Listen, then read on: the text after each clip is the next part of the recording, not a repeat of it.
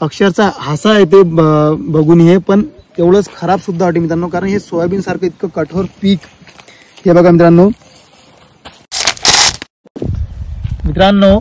75,000 स्त्रियांसाठी जे आहे प्रत्येकी एका स्त्रीला 10,000 रुपये बिहारमध्ये, काय तर फक्त इलेक्शन आहे म्हणून. म्हणजे विचार करा, हे जे सरकार आहे, हे जे राजकारणी लोक आहे, जेव्हा यांना गरज असते तेव्हा हे कितीही खर्च करायला घाबरत नाही किंवा कसल्याही प्रकारचे हे आश्वासन किंवा मीडिया समोर येऊन असे म्हणत नाही की आपल्या सरकारवर किती कर्ज आहेत. पण जेव्हा कुठे सरकारला शेतकऱ्यांसाठी जे काही आता नैसर्गिक आपत्ती झाली आहे, जेव्हा आता तुम्ही बघतच आहे की महाराष्ट्र सरकार काय बोलत आहे की आमच्याकडे पैसा नाही आहे. जर इथे कोणतं इलेक्शन असतं मित्रांनो, तर एका झटक्यात या सरकारने या शेतकऱ्यांना मदत केली असती किंवा दुसरं कोणतं कारण असतं, जेव्हा कोणत्या उद्योजकाचं कारण असतं, एका झटक्यात या सरकारने इथे मदत केली असती. मित्रांनो, आज शेतकऱ्यांची परिस्थिती एवढी बेकार, तुम्हाला मी सांगतो. आज माझ्याजवळ काही शेतकरी आले की याचा व्हिडिओ काढ म्हणून. मित्रांनो, हे एक चमत्कार मी तुम्हाला दाखवतो. चमत्कार म्हणजे असा की बघा, अक्षरशः हसा येते बघून हे, पण तेवढंच खराब सुद्धा वाटते मित्रांनो, कारण हे सोयाबीन सारखं इतकं कठोर पीक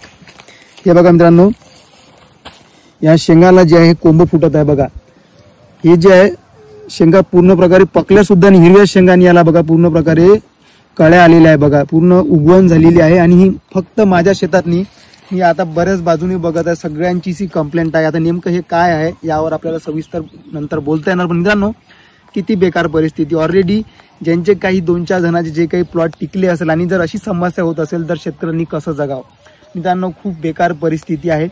सोबतच बघू शकता माझा जो काही मिरचीचा प्लॉट होता, या मिरचीच्या प्लॉटमध्ये मी टार्गेट ठेवलं होतं कमीत कमी 400 पन्न्या काढू, 50 रुपयाचा भाव घेऊ, 1-1.5 लाख रुपये काढू. मित्रांनो, धड खर्च सुद्धा निघाला नाही, पूर्ण मी तर लॉसमध्ये गेलो मित्रांनो.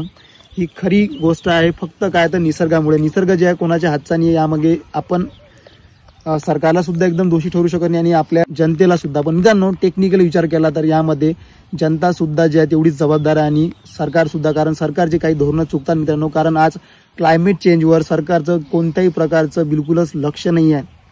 असंच जर चालू राहिलं मित्रांनो, तर उद्या इतकी बेकार भयंकर परिस्थिती या पावसामुळे अशा येणार आहे की तुम्ही विचार सुद्धा करू शकत नाही. म्हणून सरकारला तेवढंच म्हणणं आहे की मदत तर करा शेतकऱ्यांना. सध्या ज्या स्थिती शेतकरी आहे, सोबतच तुम्ही या क्लायमेट चेंजवर सुद्धा जे आहे विचार करा. कारण उद्या जर असंच निसर्ग कोपत राहिला शेतकऱ्यांवर आणि बाकीच्या जनतेवर मित्रांनो, ही पृथ्वी नष्ट व्हायला वेळ लागणार नाही. मित्रांनो, माहिती कशी नक्की सांगा, माहितीला नक्की शेअर करा. धन्यवाद.